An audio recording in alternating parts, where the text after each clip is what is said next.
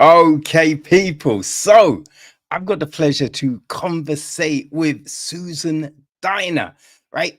Director, writer, producer, cinematographer, and magician. And I'm a Susan, what a what a list of credits. Thank you for your time. Really appreciate that. Oh, thank you. It's my pleasure. Yes, so we're getting, you're just about to I think, is it the world premiere of The Soul Trader? So, no, we actually screened the film at the Cannes Film Festival, the American Pavilion. That was a private screening. And then we premiered in the US at the Manhattan Film Festival, where we won Best Supernatural Short.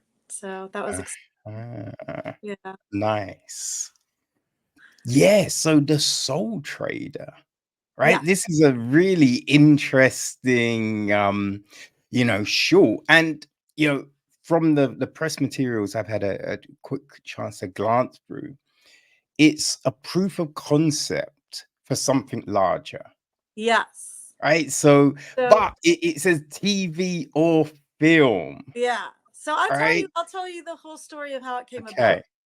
So I've been friends with Shauna Grace, who is the star and executive producer, for years and years, and we've wanted to do something together. She's had a very successful career as a psychic medium. She's one of the top 5 psychic mediums in the world. She's been on Oh, Vanderpump Rules and Real Housewives of Orange County, and she does stuff with the Queen Mary, and she's very prolific. But she has a passion for acting. That's what she went to school for. That's what she's been wanting to do. So she's mm, like, you know what? I'm going to put my money where my mouth is. Let's make something. She's like, can you find me something that you think you would want to direct and that I would be able to star in? So I probably read like 80 short scripts, narrowed it down to my top 4 or 5. The Soul Trader was my number one choice, and it turned out it was hers as well. So we tracked down the writer, who's this lovely guy in England. yeah, from this side of the Yeah. pond. Yeah. Yeah, his name is Mike Underwood. He's fantastic, and he's been so amazing to work with. Um, so tracked him down. We bought the rights to the short, and as I'm doing rewrites with him, because you rewrite. Mm, And my background is as a development executive, working for like Richard Donner and Wolfgang Peterson doing development, and Charlie Sheen and Nick Cassavetes. So that's one of my favorite things to do, is to get everything, to get it ready to go. I was like, you know what? This has a potential to be a great feature. So Mike and I and Shauna talked about it and what the direction we thought we should go with it. Um, so it's got elements of horror and obviously supernatural, but the feature version is kind of very James Bond, John Wickish. It's exciting. There's a whole love okay. story involved in it, and there's sequel potential, so that's exciting. So finished that. We probably did like 10 or 11 rewrites on that. Got it to the point where I think it's great. Made a feature deck for it so that we can give to investors. And then because we made the film during the strikes here in Hollywood, we got a Mm, waiver. So a lot of people who are available to work. So I have an Emmy award winning sound mixer, an Emmy award winning sound designer. And when I went to go work with them together with the sound mixer, his wife is also a dialogue editor. They're all like, "Oh, so this is going to be a TV series, right?" Because they all work in TV. yeah. And I was like, "Oh shoot, I didn't think of it that way." But actually, it totally lends itself to it. And Shauna had said TV from day one. So I go back and I'm like, Mike, any chance you'd be interested in doing a pilot version of this? And he's like, oh, wow, I've never done that before, but yeah. And so we worked together on that. We got a great pilot, and I think an amazing series Bible for the first 8 seasons. Eight Okay. episodes of season 1, and then it goes up to 8 seasons, where each season is in a different time period and in a different city. So we're starting actually in swinging 60s London. Uh, Okay. and yeah, and then it goes through the years. Next season would be New York in the 70s with the backdrop of like punk rock and all the different worlds of those times. Mm, 80s, we have Reaganomics here in the US. So we're taking it to LA. You've got all the hair bands and new wave and all that stuff, and the AIDS crisis. So it's each place is set under a different backdrop, and I think it's really cool and innovative. Uh, so you didn't want to do punk in the UK? Uh, well, it's just we wanted to start the whole thing out in '60s London, like with the Stones and the Beatles, Beatlemania. Yeah, yeah. It's Vietnam War. It's just an exciting time. So yeah, obviously I love punk rock. There's gonna be punk rock in it, Yes. you know. Alkaline Trio did the music in our end credits, as you saw. So Mm. and I don't know if you know this, but Jeff Russo, who scored Fargo and Star Trek and Ripley, he comes from the band Tonic, and he scored the movie. So Ah. music is always a very important part of the shows that I do. Well, I think it really adds something, right? It's really that extra, what I mean, actor in the piece. Oh And when you use that right music and you handle it well, it changes everything. yeah, I Yeah. got so lucky again, because I think the time that we shot, I've worked with Jeff Russo in the past on a movie called Free Ride that I produced, that Shauna Betts directed. And he was such an amazing person to work with. He was such a joy, and he's so innovative and creative, and his music is amazing. So I was like, okay, it's a long shot. I don't know if I'll want to do a short, but he came back right away and said, yeah, send it to me. And here we are. Ooh, It's been exciting. kind of like that with this whole project. Like, I know Shane from before. Shane, as you know, like starred in What We Do Is Secret, and my producing partner on Punk's Not Dead, Todd Trena, was also producing that. So we would go to set and hang out, and Right. he ended up singing for the Germs, and we did a couple benefit things where the Germs performed. So for Punk's Not Dead, obviously. Mm. And so we got to know each other. And then I most recently consulted on another movie that he was on. And so I was like, let me just see if Shane would be interested in doing it. So I texted him, and he came on board right away. We got the amazingly wonderful Donna Mills from Mm. Landing, because it has to be, the part she plays is like a woman who is buying souls to extend her life. It Yes. has to be older, but also hot and look good because it extends your life. Mm. So yeah. Oh man. Yeah, this is so interesting. And like hearing even more about it, it's just, man, it gets the mind just racing with the possibilities of this. Like for you, what is the benefits of doing a film to also the benefits of doing a TV series? I mean, honestly, if we got both going, that would be amazing. My background is more in film. Mm. So I think, that's my wheelhouse more so. I know that a lot of my friends have sold TV and done TV also, and it's much harder to get it off the ground. There's a lot more red tape, whereas I could make this anywhere in the world with, a studio or with, private equity financing. So we met a guy in Cannes who's got a studio in, like, where was his studio? It's going to come to me. It's like, you know, but Yeah. we were talking with people because Spain has a huge tax incentive right now, and the UK actually Right. has a 40% tax credit right now. Okay. Bali, his studio was in Bali, Uh, and oh my so that days. wouldn't suck to have him Okay.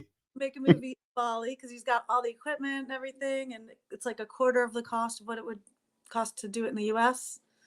But so yeah, so the movie you could do anywhere. The TV show, a lot more red tape, but Mm. TV, you have the longevity, of Yes. hopefully many, many years doing it. So that either way, I'd be thrilled. Mm. Yeah. And with, obviously there's so much story here. So if you were doing a film, you'd want to have a franchise, right? Make multiple films, which is a possible thing. I mean, what we're on the 70th edition of Fast and the Furious, you know what I mean? So things could run for a long time, right? Yeah, and the fact that this story is like, I feel like it's unusual in many ways because it's a mother-daughter relationship story, and she's an occult hitwoman at the same time. So she's trying to protect her daughter from having to, have the same fate that she has. So it's that dichotomy of like mother and killer, and the two women are at the leads in the whole thing. So you have strong women at leading the project. Mm.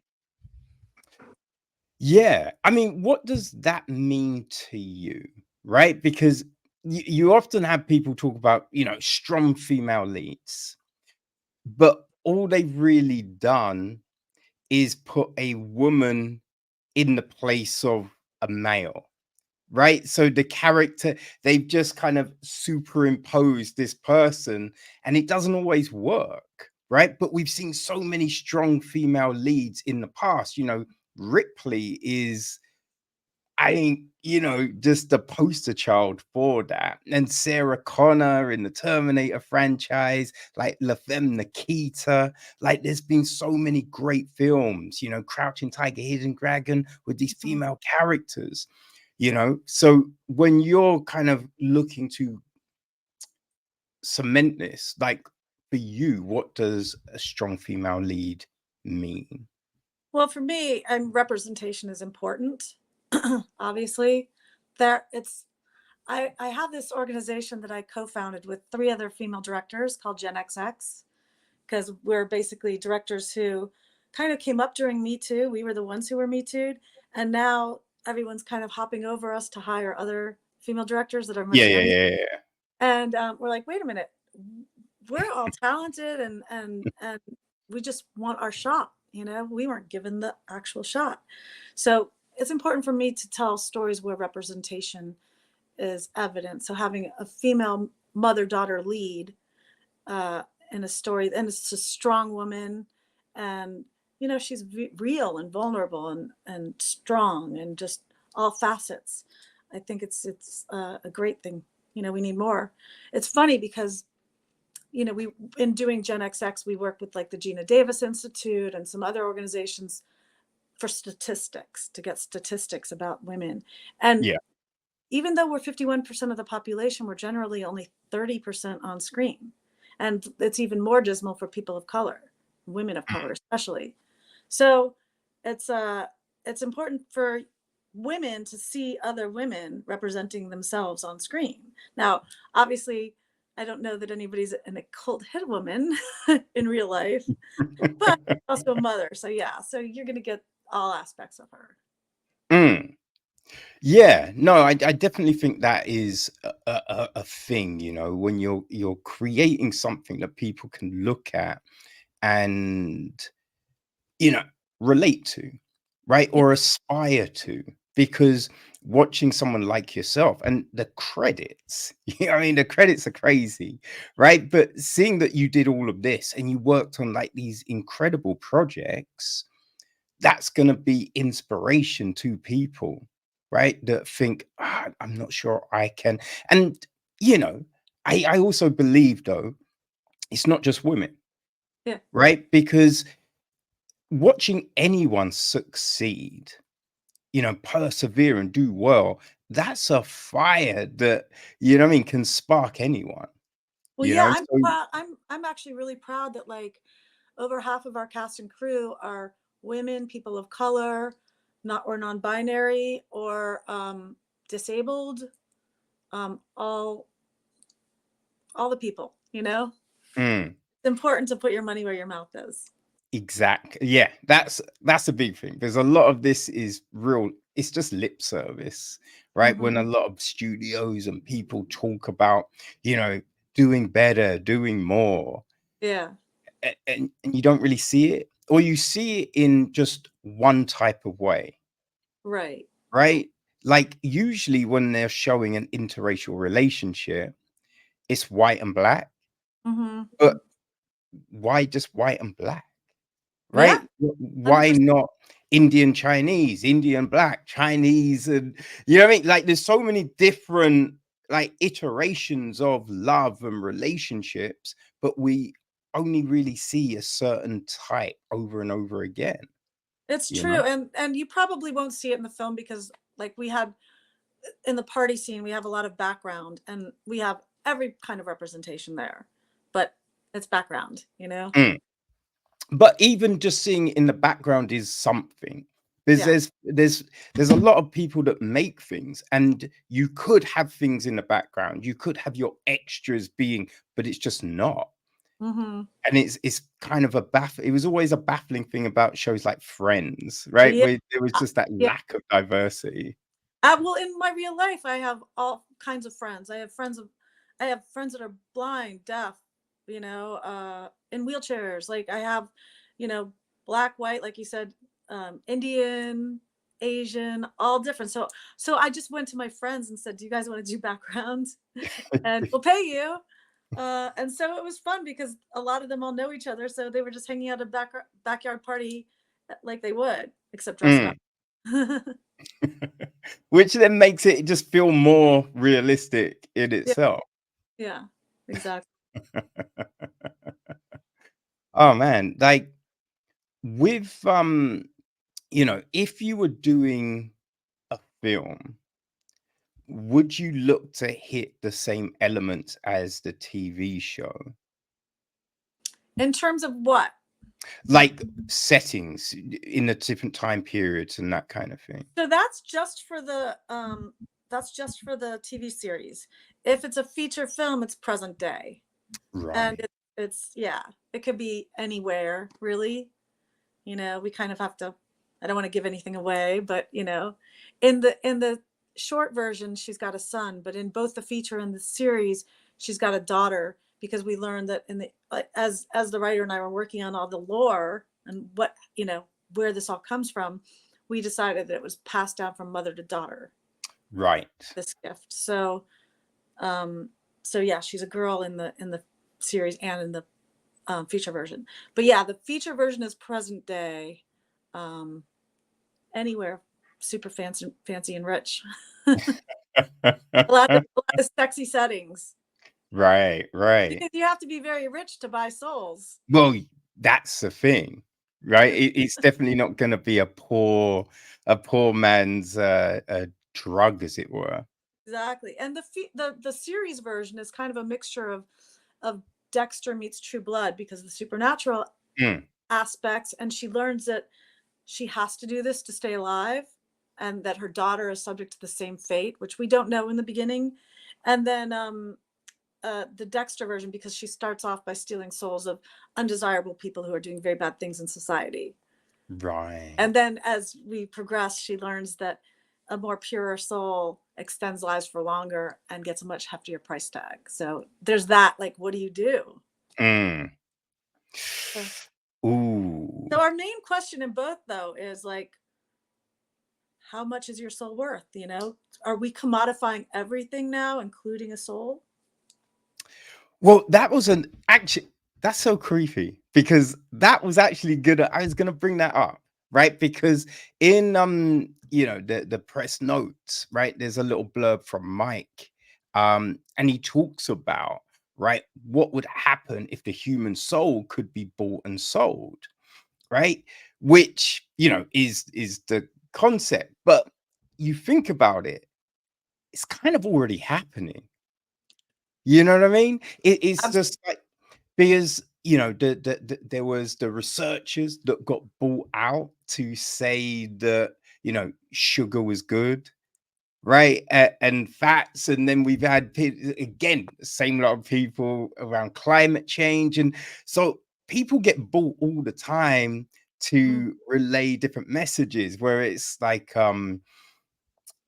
opioids and just all manner of different things. So, people's souls are getting bought Oh and yeah. Well, sold. very evident right now in what's happening in politics here in the US, you know? Oh, and the UK. It's And the it's it's not much better over here, I tell Yeah. you. Yeah. So it's interesting to see where people's moral bars are. And Mm, not very high. no. That's the crazy thing. Like, because when you look at some like the numbers some of these like researchers and scientists got bought for, you can't Oh, yeah. retire on that money. You'd think that you'd be like, well, if I get caught, I'll never be able to work again. So it's gotta be, you know what I mean? You gotta hand me some cheddar. But then you're just like, wait, you sold out for that? Right. That's craziness. Yeah. Uh, Agree. so yeah, I think that's the interesting thing about something like this because it's fantasy, right? Mhm. It's you know, it's not in our world as it were, but so much of it is parallel to in just normal life, which makes it Yeah. really interesting because when you look at the character, you're like, oh, I can't believe they did that. And you're like, oh, would I have done that? Have I done that at work? Like, you know what I mean? You Yeah. have those kind of questions and conversations. Exactly. It's sad but fascinating. Mm, yeah. Yeah. I mean, what was it about the Soul Trader that out of all those scripts that you were looking at that jumped out to you? Well, I thought it was different. It's funny because like I don't usually do horror or sci-fi or supernatural, but this just it was at its core it's a human story, right? Mm, So that's what really drew me to it is this kind of a mother trying to shield her kid, but at the same time she's killing people, you know? yes. And Yeah. And it's how hopefully much does the kid know? yeah. Well, nothing. He doesn't know. Mm. In our story, he doesn't know. And I don't want to give anything away about the end. Yeah, the ending of the short that I saw was definitely oh man, you have so many questions, right? So many questions. You'd be like, surely, no, could it? Yeah. What will you And the know? teaser version and the series are obviously different because, Mm, you know, she's throughout the whole story. But yeah, it was a fun thing to do. A fun little twist. yes. Now, when you're putting something like this together, Mhm. and you have the different aspects, right? So the visuals of the souls being drunk, and then the storage, and all of these different things.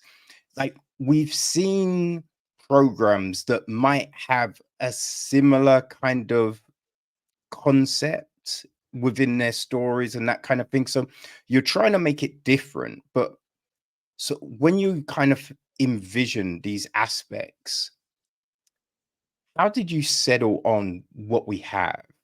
Right? What was the thing Right. that, "Oh, let's do it like this?"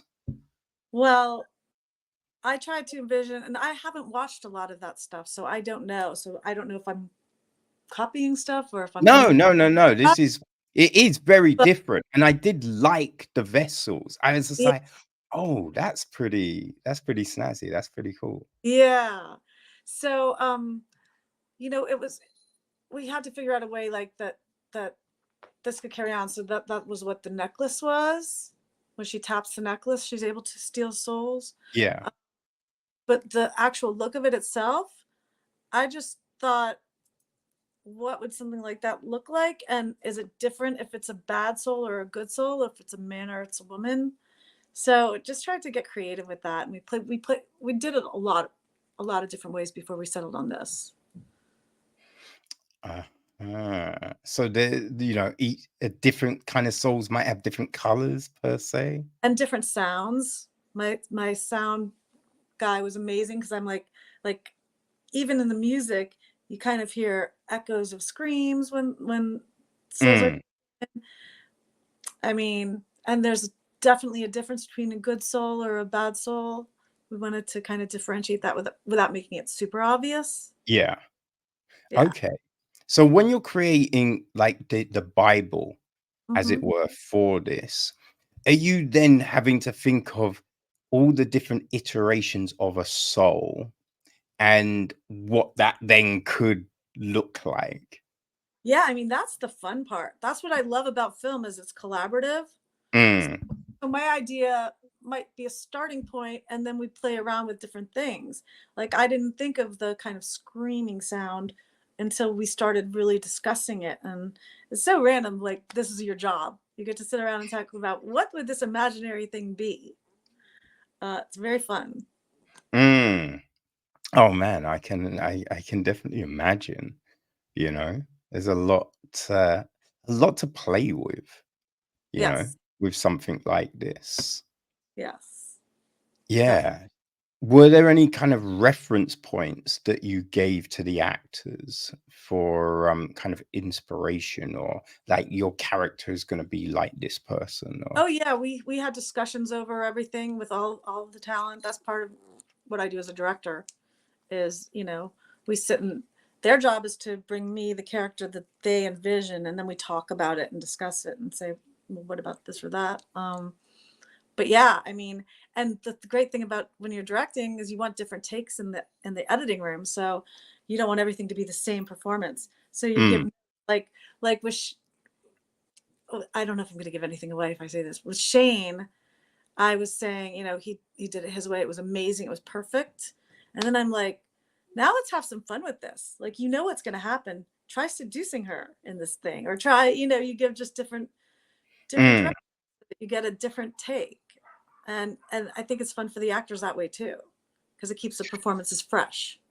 Yeah, yeah. I mean, how many times when you do something like that, does then the second or third take actually become the one that you go with? Oh, quite often. Yeah.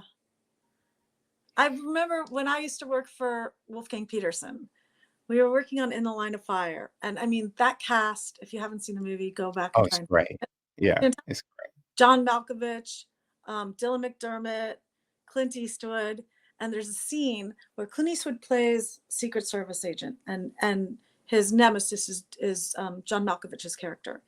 And he's got John Malkovich's character. He's standing on the roof with pointing a gun at John Malkovich's head. Malkovich is hanging off the roof, and he's offering him his hand to save him, even though he's got a gun pointed at his head, right? And I'm on set watching this, and I was like, oh, this is good. And Wolfgang gives different direction. He's like, let's try it somewhere else. And in the next take, this is not in the script. The next take, Clint Eastwood's offering his hand, guns at John Malkovich. Malkovich goes like this, like as a big fuck you to Mm. Eastwood, and you're like, oh my god, that was so good. And that's the take that I think made it into the film. So you just never know. Mm. You want people to get creative. At least Oh, I do. yeah. No, I imagine there's a lot of value to that, Hmm. you know, and it just helps with the energy in the room, Yeah, possibly. definitely. Uh, And it's good to have choices in the editing room. yeah. I mean, what what is that like, that whole editing process? Because you always hear people say that that's where the film or TV show is actually made, right? Yeah. In the editing room. Yeah. So for me, the editor does a rough assembly first without me. I take a little break after we're filming. They do a rough assembly, then we come together, and that's where the real work starts. We go through, oh, I remember there was a take when this. Also, the script supervisor has marked down all the ones that I like the best and everything, and we try different things. And then the one that I like best might not work in that context with this other scene. So it's like solving a jigsaw puzzle. You're putting all the pieces together, and then you have to put in temp soundtrack because you want the composer to have an idea. And a lot of times with this one, it was tricky. I was like, okay, here's what I don't want. I don't like this. I don't like this. So when I was talking with Jeff, I'm like, okay, so this music that's in here temporarily, I don't really like it, but I don't know how to, necessarily describe. Like, let's play around. Let's play with. Yeah. Uh, So yeah. boy, it's always so interesting hearing about the process of making things, because everyone's got that different style, right? That different vision.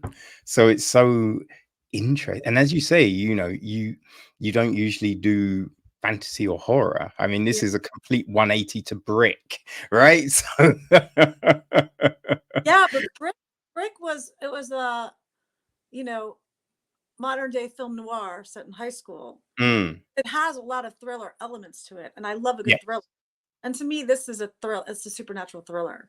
You know, I see it as, and it's got elements of horror, of course, but a lot of good thrillers do. Mm. Yeah. I mean, with that horror aspect, right? Like, is there a kind of thought of how far you want to lean into it, right? How heavy you want to go? Or, is the thinking, right, we want to have the show as a oh, I don't know what the ratings would be. I don't know how they equate, but like over here, like a 15 or a 12A kind of thing. mean, I haven't really thought of it in terms of that. I think, if it goes as a series, we're going to have a writer's room. And then even though we've got these things already beat out for season one, um, it's exciting to see where all these different creative minds take it. Right. Um, Mm, yeah, I already know what the feature is, but like I said, it's like a fun James Bond style, John Wick style kind of movie with explosions and other fun things happening. But at its core, and this is for everything that I do, there has to be good story. It's yes. all about the story and the characters. So you have to have compelling characters and strong storylines. Mm. I think that is there's so many times you'll watch something and the special effects are incredible. Right? You'd Mm-hmm. be like, oh my God, that chase scene, that explosion, that was great. The fights, damn, they were good. But the story is like, oof, Yeah. it's like a wet paper bag. There's nothing holding it together. It's just like, oh And dear. and in this, it's you're walking a tightrope because you want people to love Coral, but she's a killer. Mm, You know. yeah. I mean, you've referenced Dexter. So Mm-hmm. does a show like that, is that a great inspiration? Something that you can look at to see how that line is walked. I mean, when you look at stuff like I guess Breaking Bad, there's so many people like Walter White. That's the name, isn't it? Yeah. Yeah. Yeah. So many people like that character, right? Or, Scarface. So there's these classic bad guys, but have managed to capture people and they enjoy it. Like when you just watch Game of Thrones, no one's really that nice. No. Everyone's messy, but so many people were like down with the Lannisters and whatnot. You know what I mean? Exactly. So I think it's obviously possible. If you come up against that as an argument, then you can use all of those examples.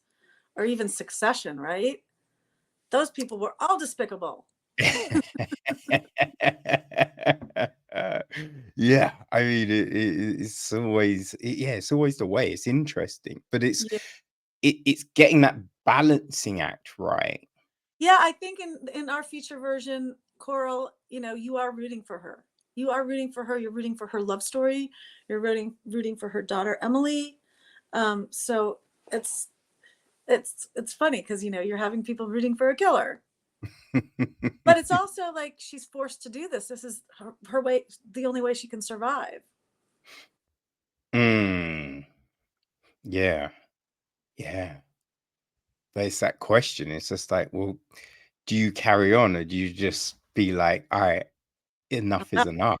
You either die or you carry on. Mm. Oh boy. Yeah, there's a lot, man. Like, can a TV series and the film work concurrently? I think so. I think if you start off with the film, I mean, so many shows are spin-offs from films. Yeah. I mean, we just mentioned Ripley Mm. Yeah. I mean, and Fargo, well, both of which Jeff Russo scored. yeah, of course, of course. I mean, we got the Aliens TV show coming, right? I mean, it wasn't great, but there was the Highlander TV series that ran for a long ass time. Exactly. So I think there's room for both. Mm. And if you did do both, is there multiple films? Like, I hope can you so. do that? I hope so. Okay, so it's really got a life, you know what I mean? And just this whole ecosystem ready. Yeah, I'm excited about this because I think it's the most commercial thing I've done so far. So, Right. I mean, in terms of it having legs. Yeah, Um, yeah. so I'm excited about it.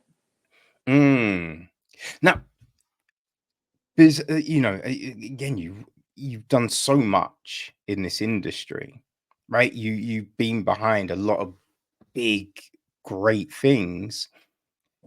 So looking at this and going, it's got the most commercial legs, but how tricky is that? Because there's so many things that people look at and go, "Oh yeah, that could spawn a franchise." And it just doesn't capture, right? Right. For whatever reason. Like, John Carter is such a great example because I really enjoyed the film. Now, the marketing was bonkers, right? The marketing was terrible. It didn't tell you what it was, and it's working with this great, Edgar Burrow Rice. Oh my god, my mind's gone. But yeah, it's got this great, body of work behind it. So you'd think it's gonna be huge, but it just wasn't. So it's just like you might think that you've got something, but it doesn't always pan out. So what is from your experience, right? Are there things to mitigate this? Are there ways to kind of, you know, move it to where you want it to be? Well, yeah, I mean, like we can make it independently from a studio, and that you spend a lot less money, you know. But yeah, you never know. You just have to go after what you believe. You know, you have to trust your intuition, trust your gut. I think nobody knows anything really.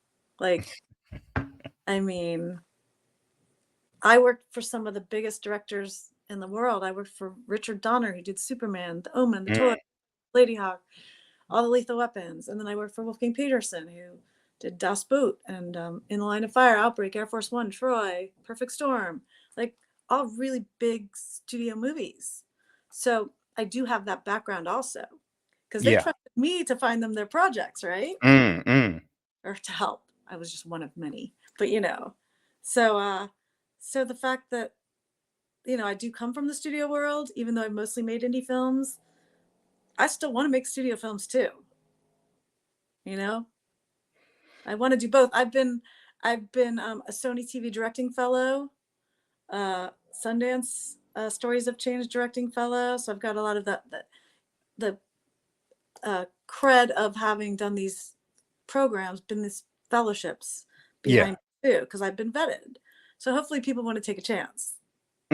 Well, I think, right, just who you have working on this series speaks to your background, right? Speaks to who you are. Because, Right. yes, you did, it was during COVID, right? And there are people available. But still, if someone isn't great, even if you know what I mean, you get Yeah. that phone call and you're sitting around, you might be like, yeah, no, not with that person. Not Right. with that No, I person. was I was so pleased and proud that so many amazing people came on board this project. I have a no assholes policy. So I only want to work with people where we have a good time. Mm. That makes the set a happy place. And you know, how you lead matters. So I want everybody to have a positive time and a positive experience. Um, so I think that the fact that all these amazing people jumped on board is a testament to the project and hopefully to the people that I've surrounded myself with. Oh, for sure. Like, definitely. Because as I said, people don't follow if, you're a terrible person, right? They're gonna kind of shy away from that. So yeah, it's definitely And that. I mean, they weren't getting paid much. It was a short film, you know? Mm, So they kind of come on board as a labor of love. exactly. Yeah. So that must feel good, right? Knowing that, yeah, you've built up that network, right? You built up that love in the industry. Yes, I think it's important. It's so much easier to be nice than to be an asshole. I mean, you would think, right? You would think, but the amount of assholes you come across, it can be kind of baffling sometimes. True. You know, like, do you think the mindset came from, as you said, you came up through the whole Me Too stuff, right? The stuff that a lot of people knew about, but didn't really do anything, well, did nothing about, right? So you've seen the darker side of things, right? You've seen the situations that are just grimy and rubbish and horrible. And I'm sure you've gone home feeling, "Ah, I don't really want to do that again, but Mhm. I have to for them, to support myself and the mortgage and all of these things." So, like, do you think that was the kind of driving force to go in that other direction, to be like, no, I'm going to make sure that my sets are like this, that the environment is always going to be this? No, because I've been super lucky. Dick Donner is one of the nicest human beings in the world. I mean, same with Wolfgang. Charlie Sheen was lovely. You know, I got to work for some of the best people during the best times in their careers. And they're all, I worked with Denise Denovi. She was so nice. You see when you're rolling calls, you can catch more flies with honey, really. Mm, And I don't think I would have lasted if I worked for some of the more assholish people in the industry. I don't think I would have been able to stand it. So I'm lucky. I got, sometimes what you put out there is what you get back. And I got a bunch of very creative, intelligent, and kind creatives. oh, that's good. Yeah, that's really good. That's nice. But it's also, a great thing that you're carrying that on, right? That you're Yeah, creating you do these. see. I mean, even though I didn't work for any big assholes, I saw a lot in the industry. You see it. Yes. I can name a lot of names. but but then I'm just grateful that I'm not working with them. And if I have the opportunity to work with good people and nice people and smart creative people, that's what I'm going to do above any assholes. Well, I mean, it just, I think it makes all the sense, right? And it just speaks volumes, right? It's always that thing, I feel, it's just like, do unto others as you wish done to you, you Exactly. know? It's just the Exactly. best way to kind of approach everything, really. And it's a good way to live too, because then you don't walk around with a ball of anger inside of you. Exactly. Yes. Oh man. It's like with this show and the where it comes to the other little elements like the costumes, right? Mhm. How much input do you have in that aspect of things? Well, I tell my costume designer, for example, what I want, and then they bring me a bunch of suggestions, and then I choose. So yeah, I'm involved in everything. Being a director and a producer on the project, you've got your fingers in everything. But I also hire the most creative and best heads of department, so I trust them and I trust their input and their value that they bring to it, because after all, it's a collaboration, right? And Mm, if you hire the best people, then you're gonna, everyone's working for the good of the project. Everyone wants to serve the project's best interest. yeah, So, yeah, so we're all in the same, you know, we're all working together to get the best project that we can made. awesome. Yeah. Is everyone like kind of locked in for when this moves forward, whether it's a film, TV show, or both? So yes, that's the hope. Both cast and crew. Hopefully, we'll get some. They might not all play the same parts that they're playing, or some of them might have moved on and they're in different roles in crew and not available or working on something else. But yeah, Mm. Uh, that's the goal. yeah. No, I'm definitely looking forward to this. I kind of got there was a TV series back in the day called Kindred the Embraced. It was this kind of vampire thing, and there was kind of this did remind me in parts of that, of Oh, like there's that vibe that with the characters and these different sides to them. And there was another show called, I think it was called Profiler, and there was okay. this guy, and he was like, I can't really, kind of like a fixer in the corporate world, but then he'd sleep in a cardboard box at night, and you'd get these flashbacks to his childhood, which kind of then made him do the things he did. But he's also taking down big corporations, right? So you see him as this cold person, but then he's also doing all of this other. So it's very kind of complex and different and Mm. interesting. And yeah, those are the two shows that really came to mind watching The Soul Trader. Oh, cool. I'll have to look them up. Yeah, no, definitely interesting. And that kind of anti-hero type of thing. Yeah, cool. Yeah. So what is the next steps, right, Well, from where you go now? so we're having a big screening and party on Thursday night here in LA. And we've invited a lot of potential financiers, investors, executives, production companies. And we'll see what happens if we get any bites there or just like start taking it out, seeing who wants to make it. You know, we're still doing the film festival circuit. We just started. So we're going to be doing that as well. So hopefully we'll be screening it in London at some point because you Ah, know. yeah, that'll be fun. So so keep your lookout if you've got a film festival nearby and maybe you can see it there. Mm. What's the reaction been like with the screenings that you've had so far? So we've only had a couple so far and it's been very positive. Like people we met like four potential financiers in Cannes or other people that we could team up with. Mm. And New York, we've got one going right now that we're talking to. So it just takes one. Yeah, Just yeah. takes one. So we'll see. And the crowd seemed to love it. You know, everybody came up afterwards and wanted to talk about it, which is always good if it's engaging enough that people want to discuss it. Mm. Yeah. Okay. No, that sounds great. When you think of studios, right, potential studios, homes for this IP, like, are there ones that might,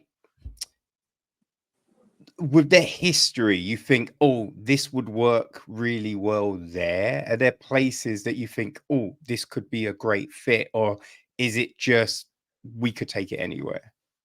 I think we could take it anywhere. Obviously there are some that come to mind like Blumhouse or, you know, other sorts of ones like that. But, you know, obviously HBO and Showtime having done True Blood and Dexter, and had success with those. Mm, But any of the streamers, I think, you know, if you're going to do it either as a feature or a series, it could work at any of the streamers. yeah, no, very true. Very true.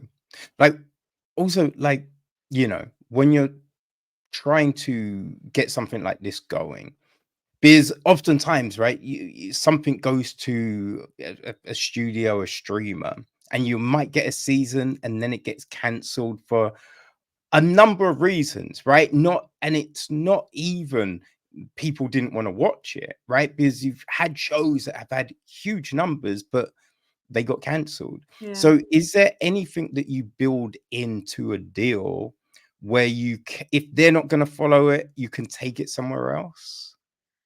I mean, if you're able to do that, then yeah. It depends on the studio or it depends on the streamer or what the negotiations are. I have a great attorney who I love, you know, so we'll see. We'll see what happens. She's Uh-huh. do the best to get the best deal for me. Yeah, no, definitely. And before I let you go, is there any other like mediums that you would, think about taking this, like a comic book series, Yeah. books? Like, Yes. where else could we see this? We have discussed doing like graphic novels or comic books out of it because it lends itself to that. Mm. So we'll see. My poor writer, he's like, I'm giving him more and more and more stuff, but he loves it and he's fantastic. And he's been such a joy to work with. So yeah, we'll see where we take it. Boy, well, it sounds like, you know what I mean, the whole soul trade universe is very intriguing. Very Mm-hmm. intriguing at all. There's a lot coming, and I can't wait to see where you take this, Susan. Thank you. And hopefully it'll be in a city near you soon. So we'll see. Yeah. If you make it to London, you have to let me know. Absolutely. Outstanding. Well, I hope Thursday night goes really well. And yeah, I'll be seeing this on a big screen TV or both real soon. Cool. Well, thank you so much for having me on.